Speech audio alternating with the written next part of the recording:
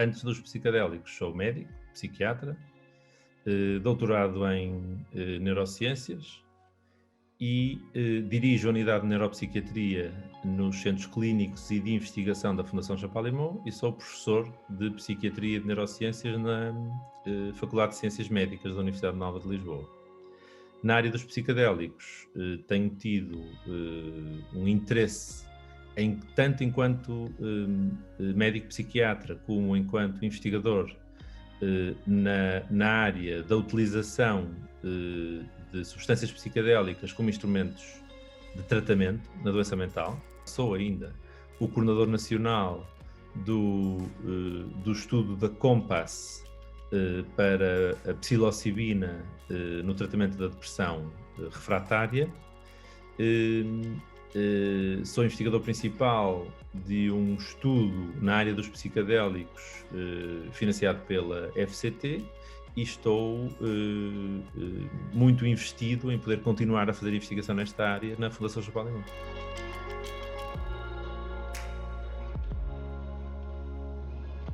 A justificação é similar à que encontramos para os interesses noutras substâncias para utilização terapêutica. A primeira é uma necessidade, é a existência de uma necessidade.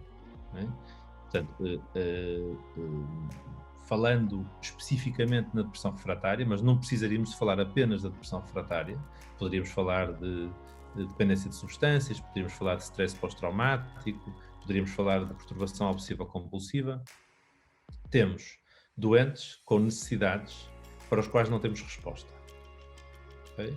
E podemos estar a falar, em alguns casos, de um subgrupo de doentes que não responde aos instrumentos terapêuticos que existem, é o caso da depressão refratária. Portanto, na depressão nós temos excelentes instrumentos terapêuticos, mas alguns doentes não respondem a esses instrumentos. Ou podemos estar a falar de condições em que, de base, há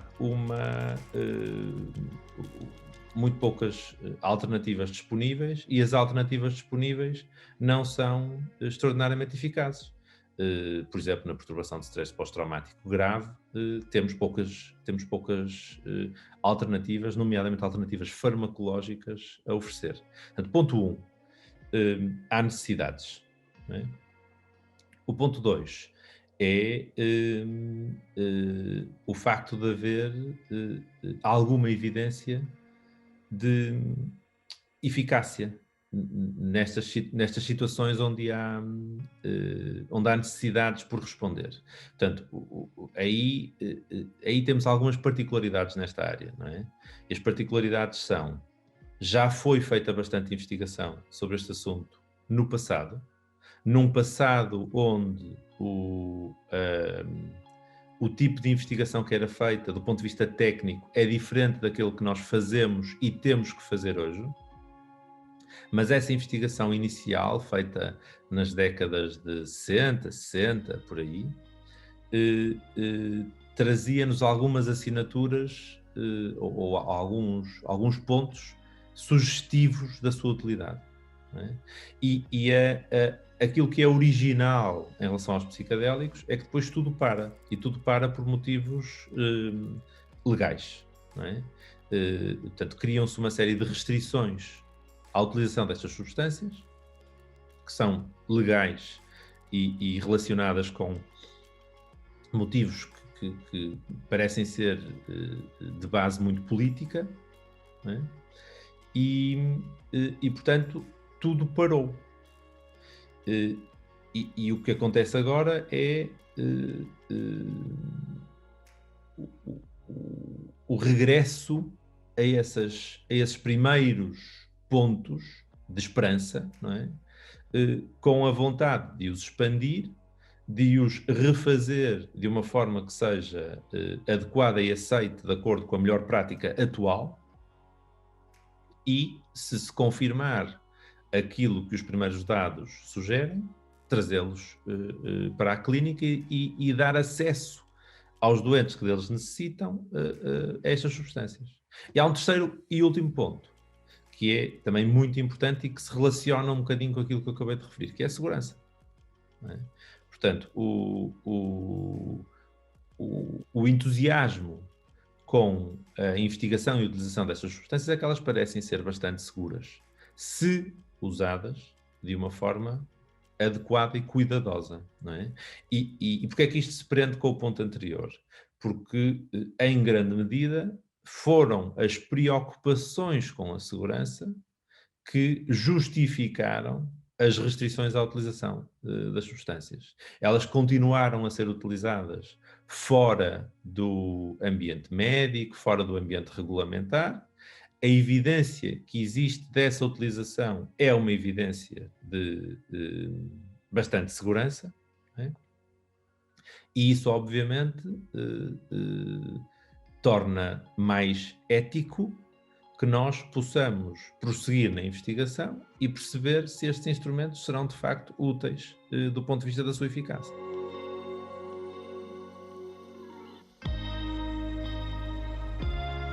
Bem, do ponto de vista de pequenos estudos, é só tirar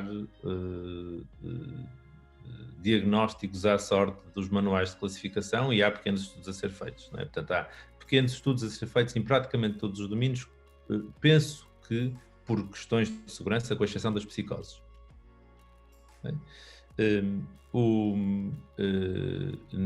Na área da depressão, da ansiedade, de perturbações associadas, há inúmeros pequenos estudos com inúmeras substâncias diferentes.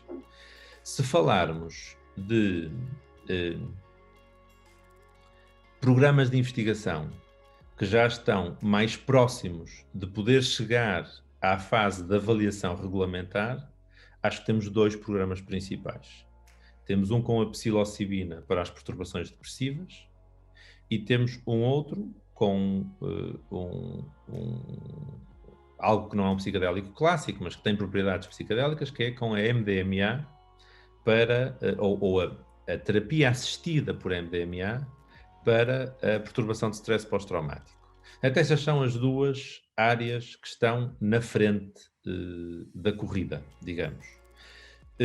E eu agora posso dar a minha opinião sobre quais são as mais promissoras a seguir. E eu acho que a mais promissora a seguir é aquela que se relaciona com o consumo abusivo de substâncias. E estou a falar tanto do consumo abusivo de substâncias ilícitas, mas também uma enorme área de intervenção na medicina, não na saúde mental, mas na medicina, que é o abuso ou a utilização, não é o abuso, a utilização de substâncias lícitas. Estou a falar tanto do tabaco como do álcool. Penso que esta é uma área de enorme promessa e é uma área de enorme promessa principalmente porque nós temos pouquíssimas alternativas a oferecer a quem sofre deste tipo de problemas. As perturbações de ansiedade estão mais ao nível dos pequenos ensaios, a evidência subjacente não penso que permita ter uma opinião muito clara neste momento. A perturbação obsessiva-compulsiva foi uma das primeiras a ser estudada quando ressurgiu a investigação com psicodélicos,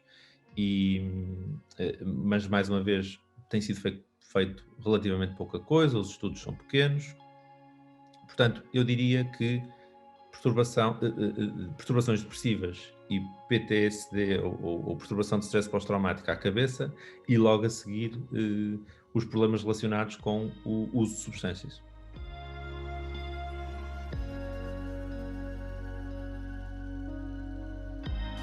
Bem, o estudo da Compass é um estudo, na minha opinião, central na evolução da terapia psicodélica, se é que a possamos chamar desta forma, porque é o estudo que traz para mais próximo daquelas que são as vias habituais de aprovação regulamentar um fármaco com características psicodélicas.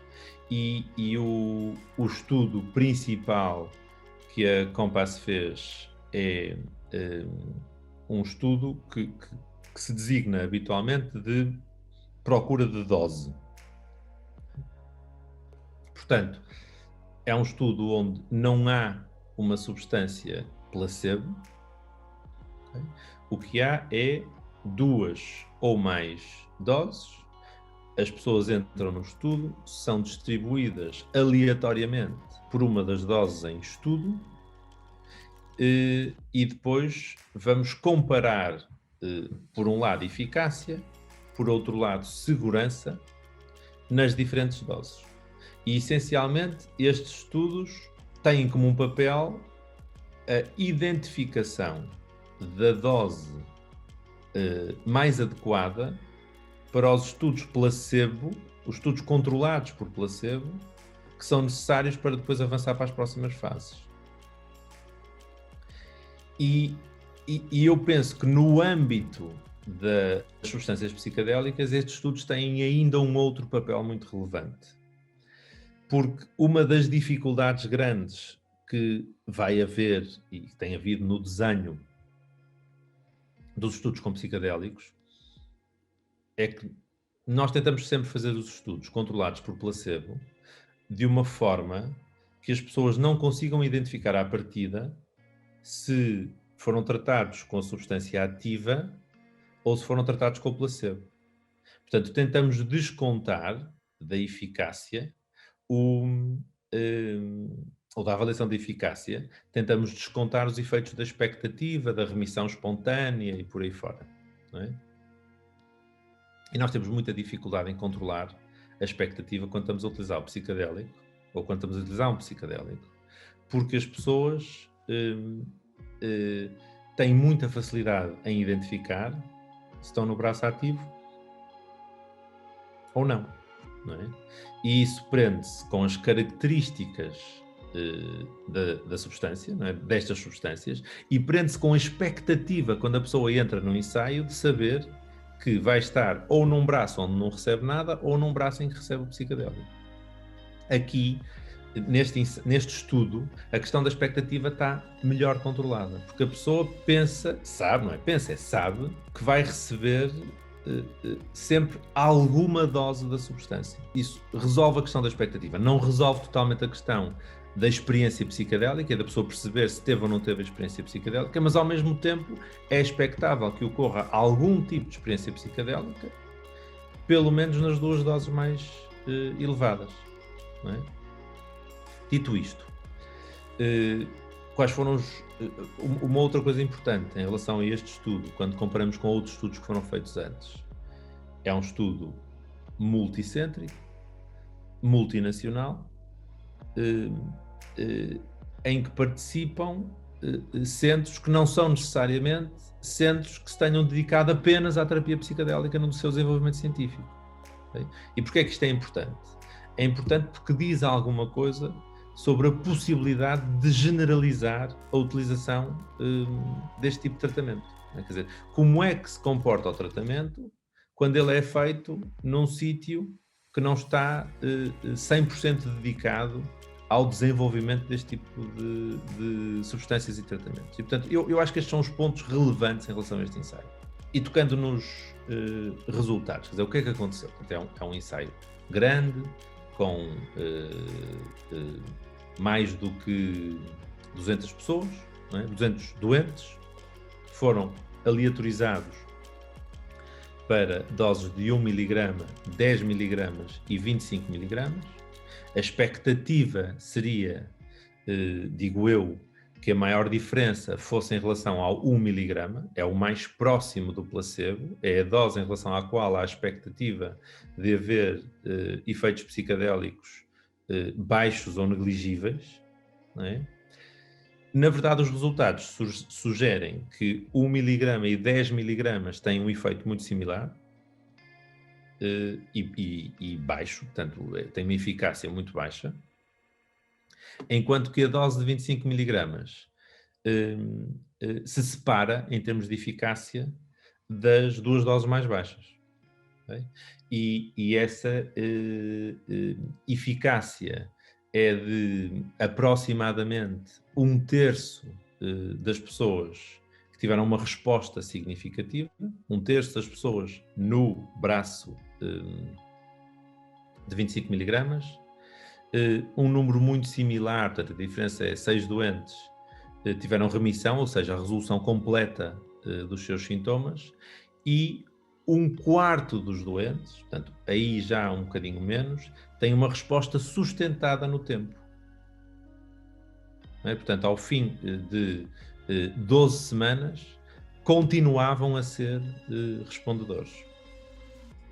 E, portanto, temos uma diferença significativa, o que significa que o estudo é positivo, não é?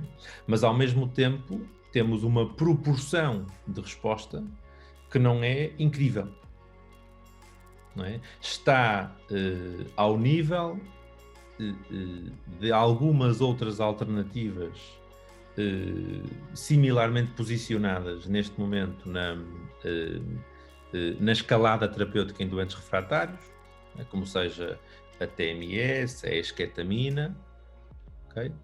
E abaixo daquele que é o gold standard do tratamento da depressão refratária, que é a terapia eletroconvulsiva, em que temos taxas de resposta superiores.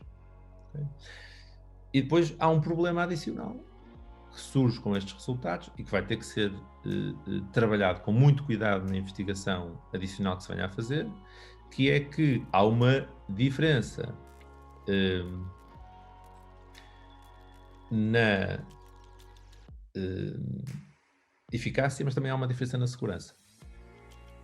Okay? Portanto, há eventos adversos, alguns sérios, que surgem numa proporção de doente, uma proporção baixa, mas mesmo assim uma proporção maior nas duas doses maiores, 25 e 10 miligramas, do que na dose mais baixa.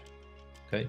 E a interpretação é que isto possa ter ocorrido em doentes, portanto, quase como um efeito inverso da pessoa perceber que fez o tratamento ativo. Não é? Quer dizer, eu faço uma substância com efeitos psicodélicos, não melhoro e, portanto, tenho um efeito de desilusão.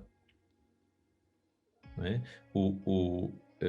Eu sei que fiquei no braço, ou num braço ativo, percebo que não melhorei, e isso causa uma enorme desesperança, a que se associa um agravamento do quadro com pensamentos autoagressivos. Foi esse o evento adverso importante que surgiu, que vai ter que ser muito bem ponderado para estudos daqui para a frente e que vai ter que ser muito bem estudado.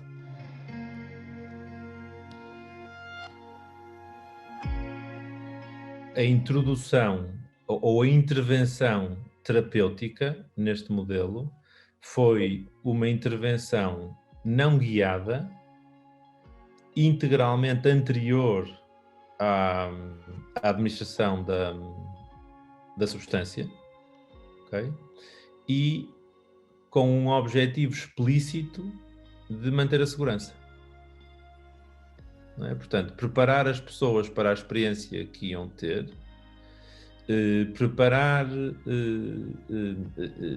apresentar-lhes a circunstância a que iam estar expostos, conhecerem as pessoas com quem iam ter essa experiência, não é? E com isto otimizar o decurso da sessão terapêutica e reduzir ao máximo o risco de poder haver reações de ansiedade, agitação psicomotora e por aí.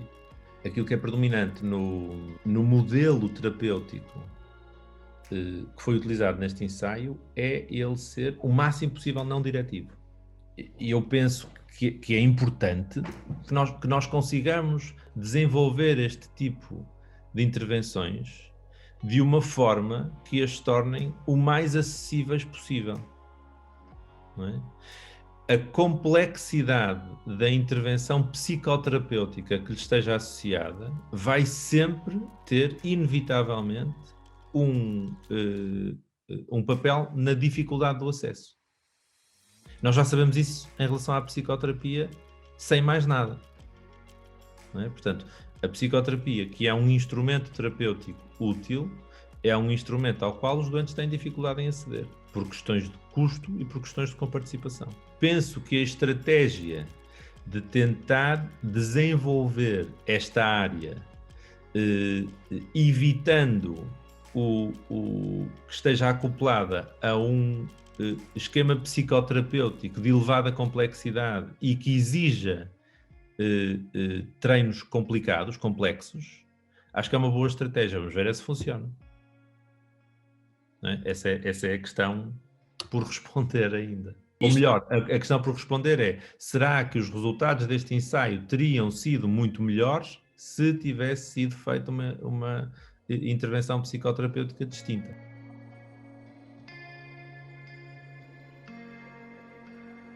Apesar daquilo que é mais entusiasmante no estudo ser o MDMA, aquilo que é controlado no futuro estudo randomizado será a substância, não é?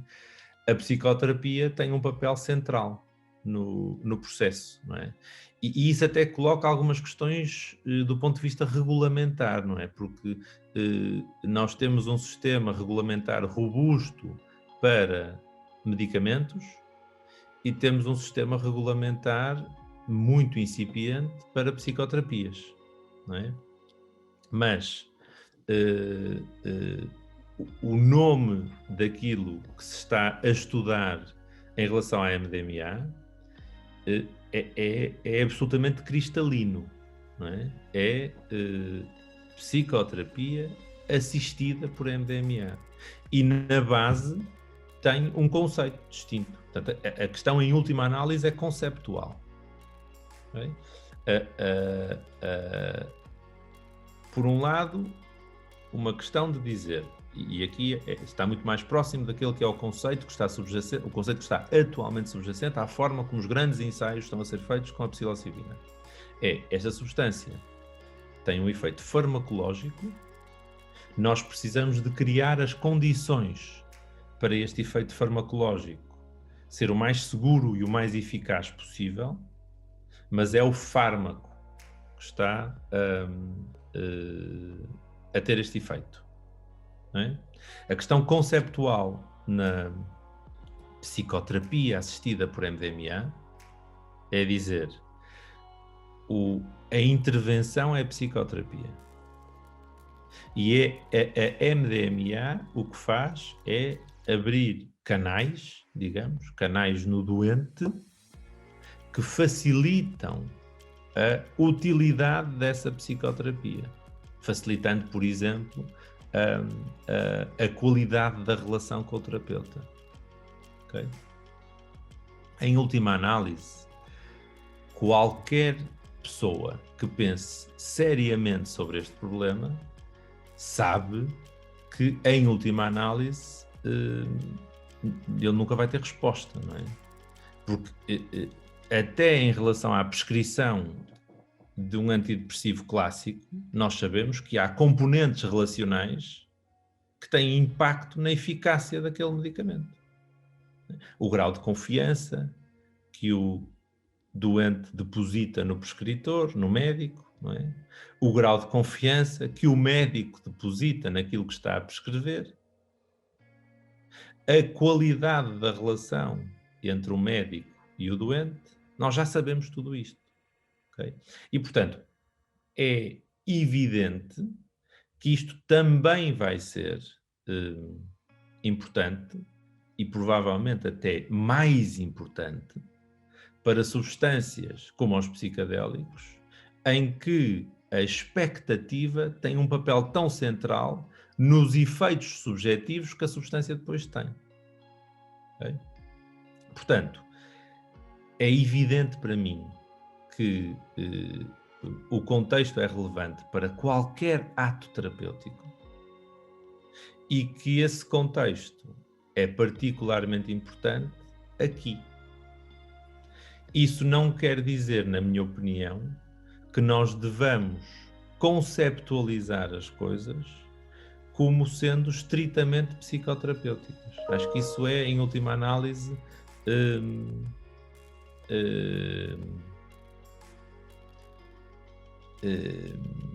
pensar no modelo farmacológico de uma forma que é pobre e que está longe daquilo que nós sabemos sobre a forma como os fármacos atuam na psiquiatria e fora da psiquiatria.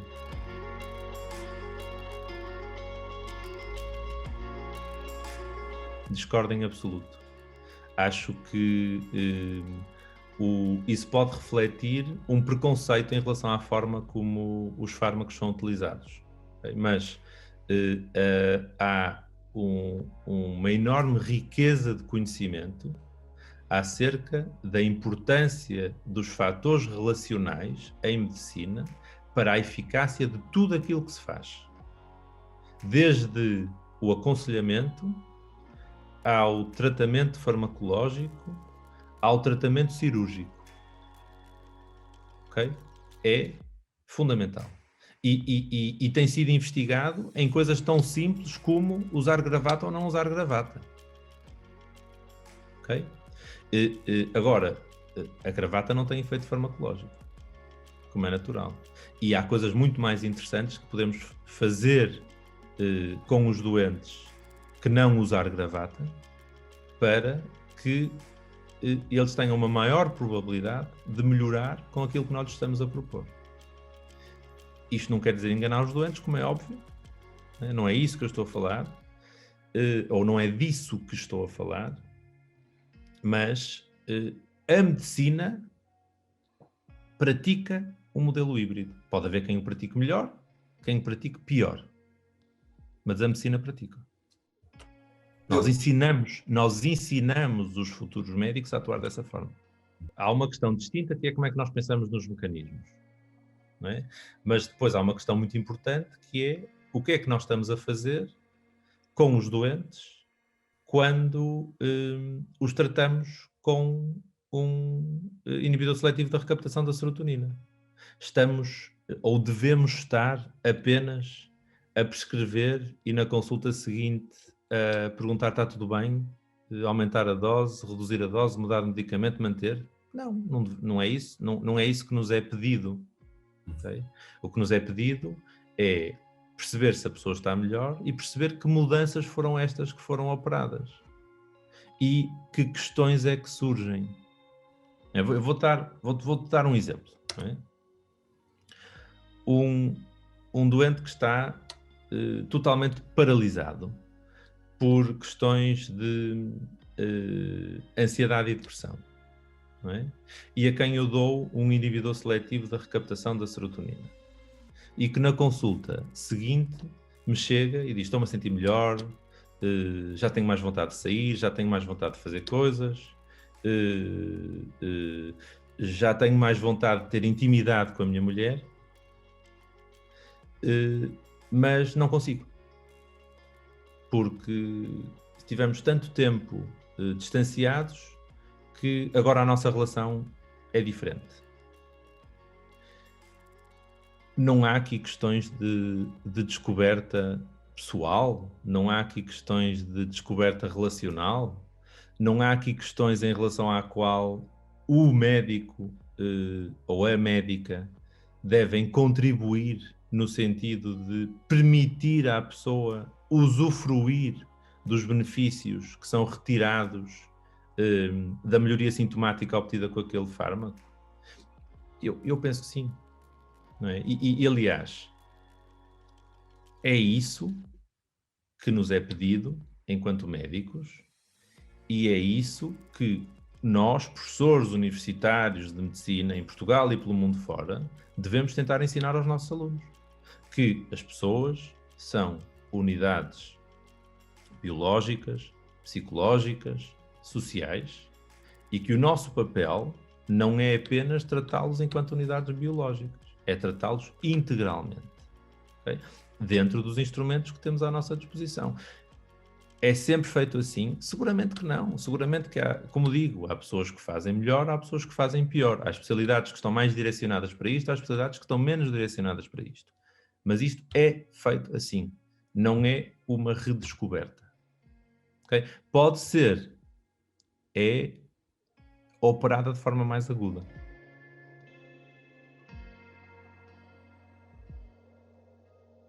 Eu acho, Pedro, que o melhor modelo vai sempre ser o modelo mais simples. Okay? E nós não falamos aqui de uma outra de um outro tipo de tratamento que não é bem psicadélico, mas assume características similares, que é o tratamento com a ketamina e com a esketamina, não é? Que não são substâncias...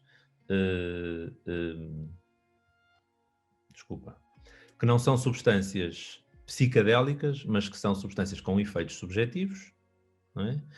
Administrados sob vigilância em ambiente hospitalar, não é? Aí o modelo foi o menos psicoterapêutico possível, não é? O que está aprovado para a utilização de esketamina, que é aquilo que está regulamentado, okay, é supervisão. Tem que haver supervisão. E o que nos pedem em relação à formação de quem faz essa supervisão é muito genérico e está muito mais relacionado com a segurança cardiovascular do que com outra coisa qualquer. Okay? E funciona, quer dizer, está regulamentado. Pode não estar ainda bem acessível, mas está regulamentado. Os estudos foram positivos e foi isso que permitiu que tanto a EMA como a FDA aprovassem. Se nós quisermos fazer o rollout de algo como a esketamina, o que precisamos é de pessoas com uma formação relativamente minimalista e de esketamina. Okay? Se nós quisermos fazer o rollout, a implementação, desculpem o anglicismo, se nós quisermos fazer a implementação de algo como aquilo que está a ser desenvolvido para a psicoterapia assistida por MDMA, precisamos ter um programa de treino massivo, okay? Precisamos de ter muitos psicólogos muito treinados e precisamos ter muito dinheiro. Precisamos ter ainda mais dinheiro do que o dinheiro que é necessário para a própria da substância. Não é? Portanto, se estes estudos continuarem a acontecer, se os estudos forem positivos, se a evidência permitir dizer sim senhor, vamos em frente, não é? O grande, enorme desafio vai ser um desafio de acesso. E de acesso o mais possível equitativo. Porque esse problema já existe. Okay? E nós temos metodologias validadas de tratamento da depressão refratária, por exemplo, a terapia eletroconvulsiva ou a estimulação magnética transcraniana, validadas, regulamentadas, disponíveis, à qual a enorme maioria dos doentes não tem acesso.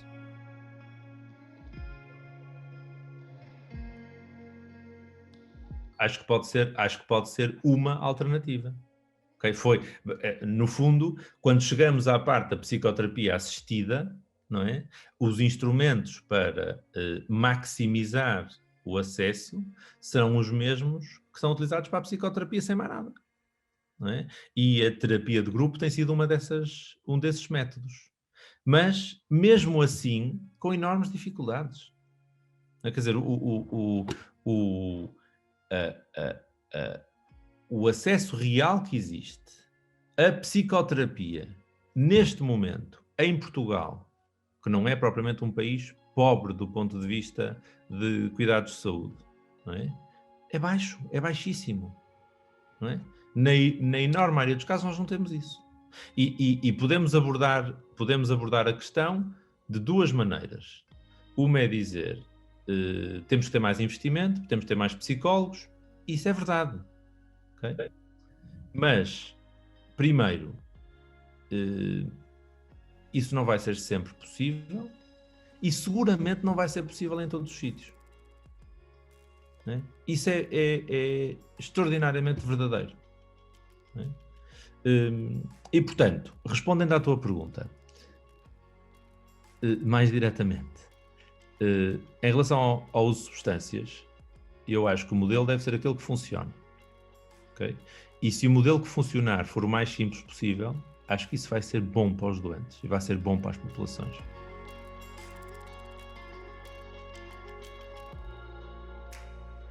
Então, para ser absolutamente honesto a lado nenhum, acho que dentro de 5 a 10 anos, do ponto de vista da utilização de psicodélicos com impacto em saúde pública, acho que não vamos estar em lado nenhum.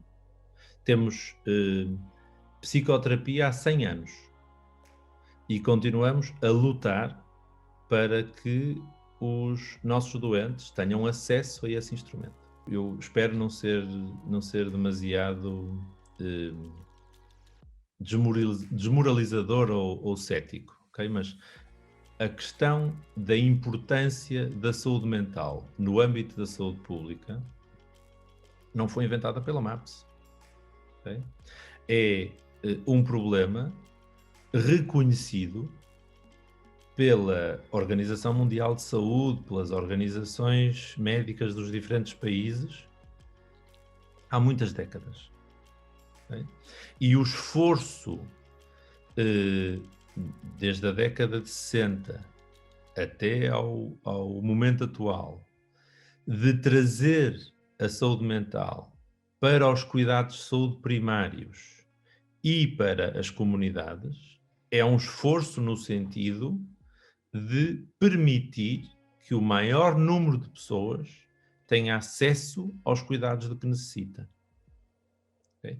E esse é um trabalho que, apesar de evidentemente necessário, apesar de estar suportado por números que são inequívocos, não é? De estarmos a falar de um dos maiores problemas societais a nível de saúde pública, tem muito pouca atenção política. É? O Covid fez moça nesta falta de atenção. Há mais atenção, há mais awareness. Não é? O Programa Nacional de Saúde Mental, agora estou a falar especificamente em Portugal, teve um enorme empurrão com o Covid e os fundos que vieram por causa do Covid, e eu tenho uma esperança enorme que isso tenha um impacto duradouro, okay? Ou que tenha impacto e que esse impacto seja duradouro. Okay? Mas nós ainda estamos a falar de coisas muito simples. Okay? Nós, por enquanto, ainda estamos a falar de coisas muito, muito simples. Como ter um psicólogo. Okay? Portanto, toda a discussão que nós estávamos a ter antes de é com psicoterapia, é sem psicoterapia, é uma psicoterapia mais diretiva, menos diretiva, é só para segurança. Toda essa discussão é uma discussão que, quando nós a transferimos para o pensamento sobre a saúde mental comunitária e o acesso aos cuidados, é uma discussão quase irreal. É porque faltam os instrumentos mais básicos. Okay? Faltam os instrumentos mais básicos. E, portanto, eu acho que 5 a 10 anos é pouco tempo para isto poder ter um espaço na saúde pública. E acho que, inicialmente, isto vai ter impacto, principalmente, na saúde hiperespecializada. Okay? Portanto, para os doentes mais difíceis, para quem não temos mais nenhuma resposta. E o impacto que isso tem a nível global na saúde pública, apesar de tudo, é pequeno. Se nós conseguirmos resolver os outros problemas, se nós conseguirmos resolver os problemas de disponibilidade dos instrumentos mais básicos, como sejam profissionais, acho que vai haver hipótese para, mais para a frente, os psicodélicos terem um impacto real a nível da saúde pública. Mas neste momento, tal como estão a ser desenvolvidos e considerando as características das substâncias, não é? E a necessidade de supervisão e etc., não têm de forma nenhuma a possibilidade de ter um impacto revolucionário a nível da saúde mental pública que tiveram os fármacos. A saúde mental foi revolucionada pela disponibilidade de fármacos. Porque a sua implementação é mais fácil e a sua implementação acabou por ser mais barata.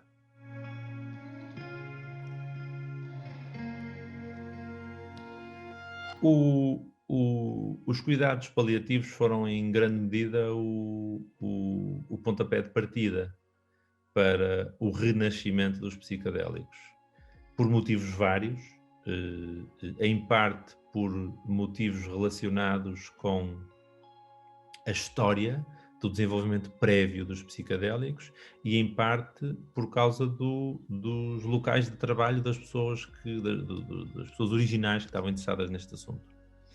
E foram um tiro de partida, não é? Mas um tiro de partida em que os resultados são particularmente animadores. Okay? Os resultados nos cuidados paliativos são, na verdade, os resultados das experiências disponíveis até ao momento, que são diferentes das experiências que foram agora divulgadas pela Compass, mas se olharmos para eles, são mais animadores nos cuidados paliativos do que aqui. Okay? Isso sugere que possa haver especificidades nessa população que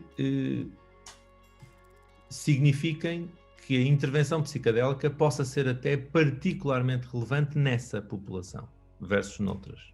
Okay? E não é difícil de imaginar porquê.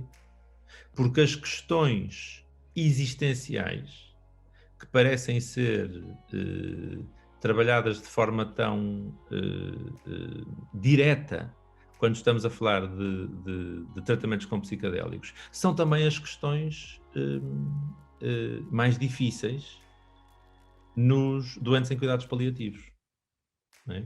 Portanto, eu acho que é, neste momento, na minha opinião, um desafio ético muito relevante não permitirmos que estes doentes tenham sido apenas o pontapé de partida. Okay? Acho que temos necessariamente que assumir que esta é uma população especial de doentes e assumir que não os podemos excluir dos benefícios que se antecipam com a utilização destes tipos de tratamentos, agora que já nos sentimos mais confortáveis para os estudar noutras perturbações.